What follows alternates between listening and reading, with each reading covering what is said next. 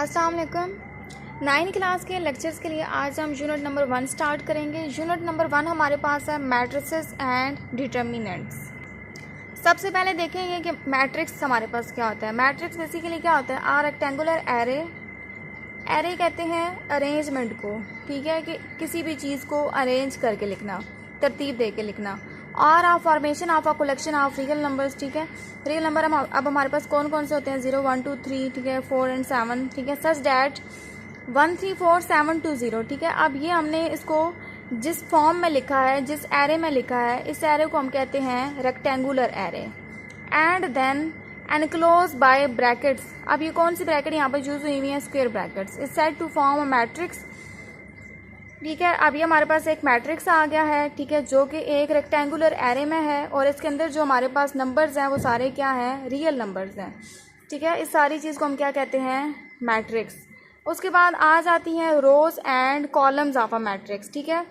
किसी भी मैट्रिक्स के अंदर जो हमारे पास हॉरिजॉन्टल एरे होता है, ठीक है। हॉरिजॉन्टल एरे कौन सा होता है, ये जो चीज़ ब्लॉक में लिखी हुई है ये हॉरिजॉन्टल एरे है, ठीक है, ये हॉरिजॉन्टल वे है, ठीक है। ये हमारे पास बना देता है रो, ठीक है। अब देखिए अगर इस मैट्रिक्स की बात करें तो यहाँ पर अब कितनी नंबर ऑफ रोज हैं, 3, ठीक है। एक ये हमारे पास हॉरिजॉन्टल वे है, ये सेकंड है और ये क्या है, थर्ड है। अब इस मैट्रिक्स में हमारे पास कितनी रोज आ गई हैं, 3 रोज आ गई हैं, ठीक है। उसके बाद अगर अगले पेज के ऊपर आएँ तो यहाँ पर हमारे पास एक और मैट्रिक्स लिखा हुआ है, ठीक है। ये कॉलम्स को शो कर रहा है, ठीक है। अब कॉलम बेसिकली क्या होते हैं, वर्टिकल वे, ठीक है। जब हमारे पास ये जो नंबर्स हों, ठीक है, ये वर्टिकल वेज में हम अगर इनको एक्सप्रेस करें तो ये हमारे पास एक कॉलम बना देते हैं, ठीक है। यहाँ पर पीछे हमने क्या कहा था, जो हमारे पास हॉरिजॉन्टल वे होता है, ठीक है, एंट्रीज को लिखने का, नंबर्स को लिखने का, वो क्या बनाता है, रो बना देता है। इसी तरह जो हमारे पास वर्टिकल वे होता है किसी भी मैट्रिक्स में, वो क्या बना देता है, कॉलम बना देता है। अब देखिए इस मैट्रिक्स में हमारे पास 3 कॉलम है, एक को हमने कह दिया C1 C2 एंड C3। उसके बाद अगली चीज़ हमारे पास आ जाती है order of a matrix. Order of a matrix basically क्या होता है, the number of rose and column in a matrix specifies it's order, ठीक है। जैसे कि नीचे ये लिखा हुआ है एक मैट्रिक्स, ठीक है। किसी भी मैट्रिक्स के अंदर जो हमारे पास नंबर ऑफ रोज और जो नंबर ऑफ क्या होते हैं, कॉलम्स होते हैं, वो हमारे पास क्या होते हैं, उसके ऑर्डर होते हैं, ठीक है। और उसको लिखने का एक स्पेसिफिक तरीका होता है, वो क्या होता है, if a matrix M has M rows and N columns then M is said to be of order M by N, ठीक है। अगर किसी मैट्रिक्स में हमारे पास क्या हो, M रोज हो, ठीक है, ये जो हमारे पास रो है ये क्या हो, M रोज हो, और ये जो कॉलम्स हैं ये क्या हो, N कॉलम्स हो, तो उसका ऑर्डर क्या आ जाएगा, M by N, ठीक है। फॉर एग्जांपल अगर हम इस मैट्रिक्स की बात करें, अब इस मैट्रिक्स में हमारे पास 2 रोज है, ठीक है। एक हमारे पास ये वाली रो है ऊपर वाली, और एक ये कौन सी रो है, नीचे वाली। इसी तरह कॉलम की बात करें तो एक ये वाला कॉलम है, एक अगला है, और एक ये तीसरा कॉलम है। 3 कॉलम इस मैट्रिक्स में मौजूद हैं और साथ ही साथ 2 रोज भी हैं, तो उसका ऑर्डर क्या आ जाएगा, 2 by 3। किसी भी ऑर्डर का, किसी भी मैट्रिक्स का ऑर्डर निकालने के लिए सबसे पहले हम उसकी नंबर ऑफ रोज लिखते हैं, ठीक है। उसके बाद हम उसके नंबर ऑफ कॉलम्स लिखते हैं। अब इस मैट्रिक्स में हमारे पास 2 नंबर ऑफ रोज हैं, 3 नंबर ऑफ कॉलम्स हैं, तो उसका ऑर्डर क्या हो गया है, 2 by 3, ठीक है। उसके बाद अगली चीज़ हमारे पास आ जाती है इक्वल मैट्रिसेस, ठीक है। इक्वल मैट्रिसेस के लिए हमारे पास 2 मैट्रिक्स होने चाहिए, ठीक है, या 3 भी हो सकते हैं, या मोर देन 3 भी हो सकते हैं। अब देखिए हमारे पास क्या है, let A and B be 2 matrices then A said to be equal to B and denoted by A equals to B if and only if. इसकी 2 कंडीशंस होती हैं कि या तो दोनों मैट्रिसेस का ऑर्डर सेम होना चाहिए, the order of A is equal to the order of B, और सेकंड क्या है कि there corresponding entries are equal, कि दोनों मैट्रिसेस की जो कोरेस्पोंडिंग एंट्रीज हैं, कोरेस्पोंडिंग एंट्रीज का मतलब क्या है कि फर्स्ट एंट्री की इक्वल होनी चाहिए, ठीक है। अगर 2 एंट्रीज हैं, सेकंड एंट्री किसकी इक्वल हो जाएगी, सेकंड एंट्री की, तो दैट्स कॉल्ड कोरेस्पोंडिंग एंट्रीज, ठीक है। उसके बाद हम आ जाते हैं एक्सरसाइज 1.1 के ऊपर, ठीक है। एक्सरसाइज 1.1 का जो हमारे पास क्वेश्चन नंबर 1 है वो क्या है, find the order of the following matrices, ठीक है। अब आगे इसके A से लेकर H तक ये फर्दर पार्ट्स हैं, ठीक है, 8 पार्ट्स हैं। हमने क्या करना है, इन सारे पार्ट्स का ऑर्डर फाइंड आउट करना है, ठीक है। इससे पहले हम एक दफ़ा रिव्यू कर लेते हैं ऑर्डर की डेफिनेशन को। वो क्या थी कि जो ऑर्डर होता है बेसिकली वो किसी भी मैट्रिक्स में नंबर ऑफ़ रोज़ और नंबर ऑफ़ कॉलम्स को प्रेजेंट करता है, ठीक है, कि ये हमें ये बताता है कि इस मैट्रिक्स में कितनी नंबर ऑफ़ रोज़ हैं और कितने नंबर ऑफ़ कॉलम्स हैं। और फिर उसको लिखने का स्पेसिफिक तरीका भी है कि सबसे पहले हम क्या लिखते हैं, नंबर ऑफ़ रोज़ लिखते हैं उस मैट्रिक्स की, देन हम क्या करते हैं, उसके नंबर ऑफ़ कॉलम्स राइट करते हैं। इसके बाद हम इसको सॉल्व करते हैं। अब देखें यहाँ पर हमारे पास जो ए मैट्रिक्स है वो क्या है, 2 3 है, -5 और 6 है। ठीक है, सबसे पहले हम देखेंगे इसमें कौन कौन सी नंबर ऑफ रोज हैं और कौन कौन से नंबर ऑफ कॉलम है। देन हम क्या करेंगे, इसका ऑर्डर राइट करेंगे। ठीक है, सबसे पहले हम इसका सोल्यूशन स्टार्ट करते हैं। ठीक है, ए इज इक्वल टू 2 3 -5 और 6। अब देखिए इस मैट्रिक्स में कितनी नंबर ऑफ रोज हैं। ठीक है, एक तो हमारे पास ये पहली रो है। ठीक है, उसके बाद ये हमारे पास कौन सी रो है, सेकेंड रो है। मतलब कि इस मैट्रिक्स में हमारे पास कितनी रोज हैं, 2 रोज हैं। ठीक है, उसके बाद अगर हम कॉलम्स की चेकिंग करें तो वर्टिकल वे होता है। तो वर्टिकल वे एक हमारे पास ये वाला बन रहा है और एक हमारे पास ये वाला बन रहा है। इट्स मीन कि इसमें 2 कॉलम है। ठीक है, C1 और C2। रो के लिए हम कैपिटल R यूज़ कर लेते हैं और कॉलम के लिए हम कैपिटल C यूज़ कर लेते हैं। ठीक है, अब हमने इसका ऑर्डर फाइंड करना है। तो ऑर्डर क्या आ जाएगा, ठीक है, पहले नंबर ऑफ रोज आती है, इसमें कितनी रोज हैं, 2। तो ऑर्डर क्या आ जाएगा, 2। ठीक है, उसके बाद लिखते हैं बाय। उसके बाद कॉलम्स हमारे पास कितने हैं, 2। तो इसका ऑर्डर कितना आ जाएगा, 2/2। ठीक हो गया। उसके बाद देखें जो हमारे पास बी मैट्रिक्स है ये भी सेम ए की तरह ही है। इसमें भी नंबर ऑफ रोज जो हैं वो 2 हैं, कॉलम्स भी 2 हैं। ठीक है, इसका ऑर्डर क्या हो जाएगा, 2/2। उसके बाद जो हमारे पास सी मैट्रिक्स है, ठीक है, आप देखें इसमें एक रो है लेकिन नंबर ऑफ कॉलम्स कितने हैं, 2। सो इसका ऑर्डर क्या हो जाएगा, 1/2। उसके बाद डी मैट्रिक्स के ऊपर आ जाते हैं। इसमें एक ही कॉलम हमें नज़र आ रहा है लेकिन इसमें जो नंबर ऑफ रोज हैं वो 3 हैं। ठीक है, ये जो 3 एलिमेंट्स हैं ये 3 रोज को रिप्रेजेंट कर रहे हैं। तो इसमें अब 3 रोज हैं, एक कॉलम है, तो इसका ऑर्डर क्या हो जाएगा, 3/1। उसके बाद जो ई मैट्रिक्स है, अब इसमें देखते हैं हमारे पास कितनी रोज हैं, 1 2 और 3। ठीक है, इसमें नंबर ऑफ रोज 3 है और नंबर ऑफ कॉलम्स कितने हैं, 2। सो इसका ऑर्डर कितना हो जाएगा, 3/2। उसके बाद एफ मैट्रिक्स में एक ही एलिमेंट है, सो इट्स ऑर्डर इज 1/1। इसमें एक ही एलिमेंट है तो एक ही रो है और एक ही कॉलम है। उसके बाद जो जी मैट्रिक्स है इसमें हमारे पास कितनी रोज हैं, 3 रोज हैं और 3 कॉलम्स हैं, तो उसका ऑर्डर क्या हो जाएगा, 3/3। उसके बाद जो हमारे पास एच मैट्रिक्स है इसमें हमारे पास कितनी रोज हैं, 2 रोज हैं, जबकि कॉलम्स जो हैं वो कितने हैं, 3 हैं, तो इसका ऑर्डर क्या हो जाएगा, 2/3।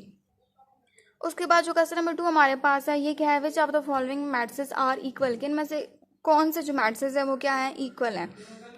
तो इक्वल मैट्रिसेस की हमने डेफिनेशन क्या पढ़ी थी पिछले पेज के ऊपर, कि इक्वल मैट्रिसेस कौन से होते हैं कि या तो उनका ऑर्डर सेम होता है या दूसरी बात क्या थी कि उनकी कोरेस्पोंडिंग इंट्रीज सेम होती हैं। ठीक है, अब देखिए सबसे पहले हमारे पास क्या है, ए, इसमें ए की एलिमेंट है। ठीक है, अब आगे हम फर्दर चेक कर लेते हैं जे तक कि और कौन सा मैट्रिक्स ऐसा है जिसमें ए की एलिमेंट है। ठीक है, अब इसका ऑर्डर वैसे क्या है, 1/1। अब आगे हम फर्दर चेक कर लेते हैं कि ऐसा कौन सा मैट्रिक्स है जिसका ऑर्डर क्या है, 1/1 है या उसकी इंट्रीज जो है वो ये वाली हैं, 3 है। सबसे पहले बी में देखते हैं। बी में देखिए हमारे पास क्या है, 3 और 5 है, 2 डिफरेंट एलिमेंट्स हैं, तो ये एक इक्वल नहीं है। उसके बाद अगर हम सी में देखें तो इसमें हमारे पास क्या लिखा हुआ है, 5 - 2। 5 - 2 करेंगे तो हमारे पास क्या आ जाएगा, 3। ठीक है, सो विच इज़ इक्वल टू ए। तो ये तो ए मैट्रिक्स के इक्वल हो गया है, तो इट्स मीन कि ए किसकी इक्वल हो जाएगा, सी की इक्वल हो जाएगा। ठीक है, उसके आगे बाद हम आगे भी चेक कर लेते हैं कि क्या कोई और मैट्रिक्स भी है। तो आगे कोई और मैट्रिक्स नहीं है तो यहाँ पर क्या हो जाएगा, ए किसकी इक्वल हो जाएगा, सी की इक्वल हो जाएगा। फिर हम बी की चेकिंग कर लेते हैं। इसमें 2 एलिमेंट्स हैं। ठीक है, इसका ऑर्डर क्या है, 1/2। इसमें एक रो है, 2 कॉलम है, तो इसका ऑर्डर क्या हो जाएगा, 1/2। आगे हम चेक कर लेते हैं कि और कौन सा मैट्रिक्स ऐसा है जिसका ऑर्डर क्या है, 1/2। तो डी मैट्रिक्स का अगर हम ऑर्डर देखें तो वो भी क्या है, 1/2 है। अच्छा जी, बी डी की इक्वल है। ठीक है, और उसके बाद अगर हम आई मैट्रिक्स को देखें तो इसमें क्या, पहली इंटू 3 है और अगली क्या है, 3+2। 3+2 करेंगे तो ये 5 आ जाएगा, तो इसका ऑर्डर भी क्या बन जाएगा, 1/2। तो इट्स मीन बी डी की इक्वल है और ये आई की इक्वल है। ये तीनों मैट्रिक्स क्या हो जाएंगे, आपस में इक्वल हो जाएंगे। उसके बाद अगर हम ई को देखें तो इसका ऑर्डर क्या है, 2/2। अगेन आगे हम चेक कर लेते हैं कि 2/2 ऑर्डर का और कौन सा मैट्रिक्स है। एच का ऑर्डर भी क्या है, 2/2।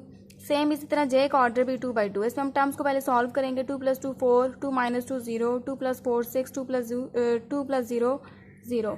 तो यहाँ पर ई एच की इक्वल हो जाएगा और एच जे की इक्वल हो जाएगा। ठीक है, इसी तरह एफ जी की इक्वल है। कैसे, एफ का ऑर्डर क्या है, 2 रोज हैं और एक कॉलम है, तो उसका ऑर्डर क्या हो जाएगा, 2/1। इसी तरह अगर हम जी को देखें, इसको सॉल्व कर लेते हैं। 3 - 1 = 2 और 3+3 = 6। तो दोनों का ऑर्डर क्या हो गया, सेम हो गया।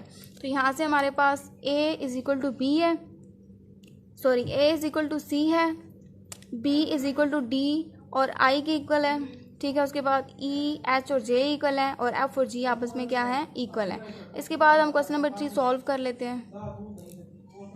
अच्छा जी, क्वेश्चन नंबर 3 अब हमारे पास क्या है कि find the values of a b c and d which satisfies the matrix equation. ठीक है, अब हमारे पास देखें इस मैट्रिक्स के अंदर ए बी सी और डी, ठीक है, ये वैल्यूज़ मौजूद है। हमने क्या करनी है, इनकी वैल्यूज़ फाइंड करनी है।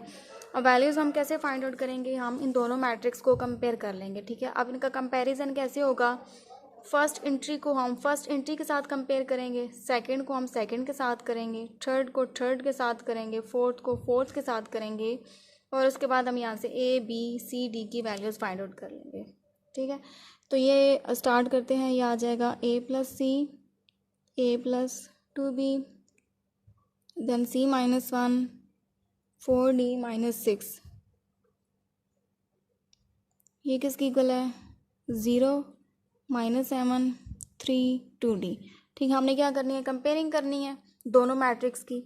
ठीक है, तो कैसे करेंगे, फर्स्ट एंट्री की इक्वल हो जाएगी, a प्लस सी किसकी इक्वल हो जाएगा, 0। ठीक है, अब इसको हम क्या देंगे, इक्वेशन 1।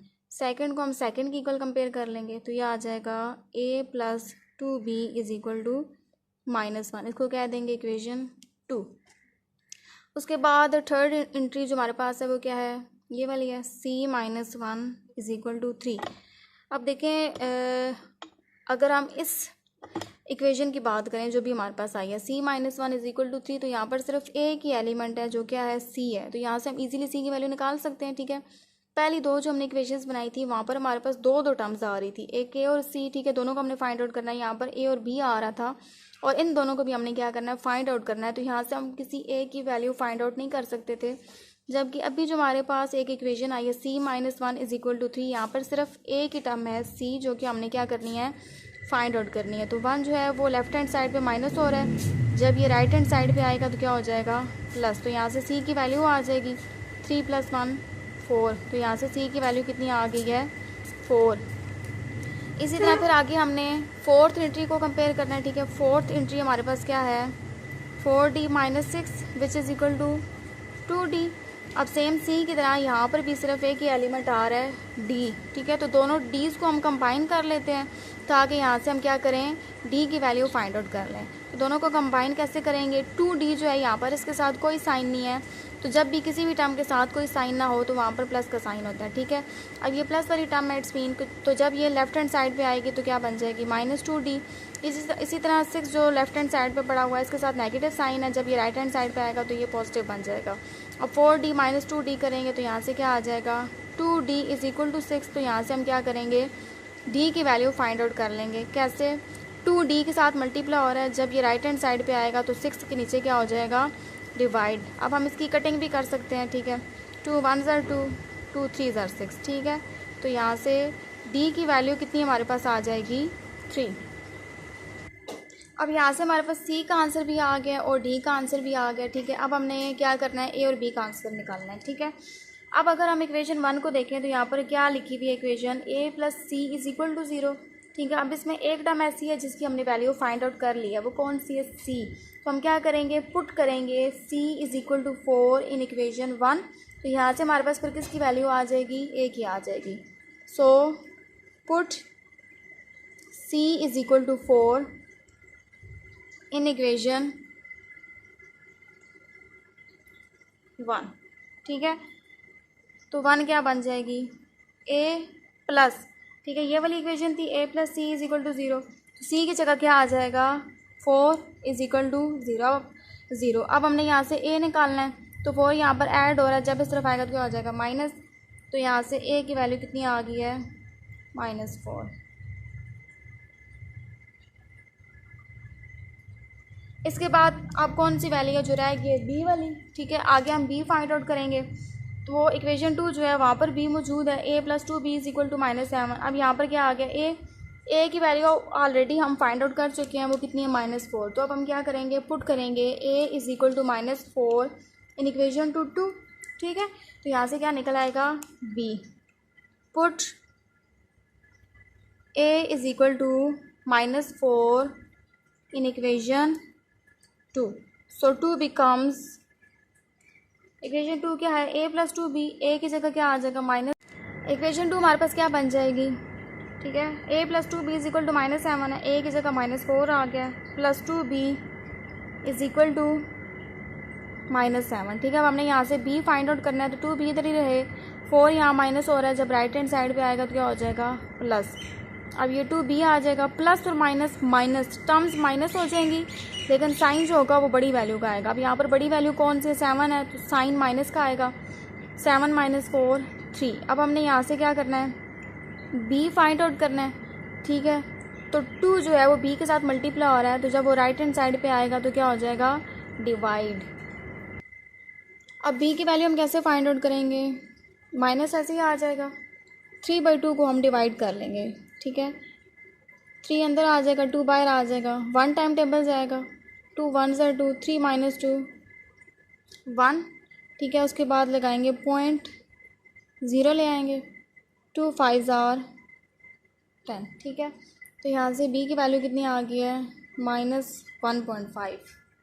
अब क्वेश्चन हमारे पास क्या था कि हमने सेटिस्फाई करनी है मैट्रिक्स की इक्वेशन को, मतलब कि हमने जो a b c d की वैल्यूज़ निकालनी हैं वो हमने इस मैट्रिक्स में पुटिंग भी करनी है, ठीक है, ताकि हमें पता चले कि क्या ये दोनों मैट्रिक्स इक्वल हैं या नहीं, ठीक है। तो अब हम इसके लिए क्या करेंगे, इस सारे मैट्रिक्स में जो हमने वैल्यूज़ फाइंड आउट की हैं a c, ठीक है, b d की, वो हम इसमें पुटिंग करेंगे। अब सबसे पहले हम ये वाला जो मैट्रिक्स है इसको राइट कर लेते हैं, a + c, a + 2b, c - 1, 4d - 6 = 0, -7, 3 और 2d, ठीक है। अब हमने जो सबसे पहले a की वैल्यू निकाली थी, ठीक है, वो हमारे पास कितनी थी, -4 थी आई थिंक, इधर आ जाएगा -4, प्लस c की वैल्यू हमने कितनी निकाली है, 4, उसके बाद a की वैल्यू -4 + 2, b की ये साथ ही लिखी हुई है, ये हमने कितनी निकाली है, -1.5, ठीक है। c की हमने कितनी निकाली है, 4 - 1, 4, d की हमने कितनी फाइंड आउट की है, 3 - 6 = ये वाला मैट्रिक्स आ जाएगा, 0 -7 3 2, d की जगह हम d की वैल्यू पुट कर देंगे 3। नेक्स्ट -4 और +4 ये क्या हो जाएगा, कैंसिल हो जाएगा, ठीक है। हमें पता है कि जब दो सिमिलर टर्म्स आ जाएं अपोजिट साइन के साथ तो आपस में कैंसिल हो जाती हैं, ये 0 बना देगा, यहाँ से -4 आ जाएगा, प्लस और माइनस माइनस, 1.5 को जब 2 के साथ मल्टीप्लाई कराएंगे तो हमारे पास क्या आ जाएगा, 3, यहाँ से 4 - 1 3, 4 3 ज़ा 12 -6। नेक्स्ट राइट हैंड साइड जो है वो क्या, 0 -7 3 3 2 ज़ा 6, यहाँ से आ जाएगा 0, माइनस और माइनस टर्म्स ऐड हो जाएंगी, साइन माइनस करेगा, तो यहाँ आ जाएगा 4 + 3 7, 3 12 - 6 6 = 0 -7 3 और 6। तो ये जो एक्सप्रेशन है ये सेटिस्फाई हो गया है, दोनों साइड्स जो हैं वो आपस में क्या है, इक्वल है। तो यहाँ पर हमारे पास जो एक्सरसाइज 1.1 है ये कंप्लीट हो गई है।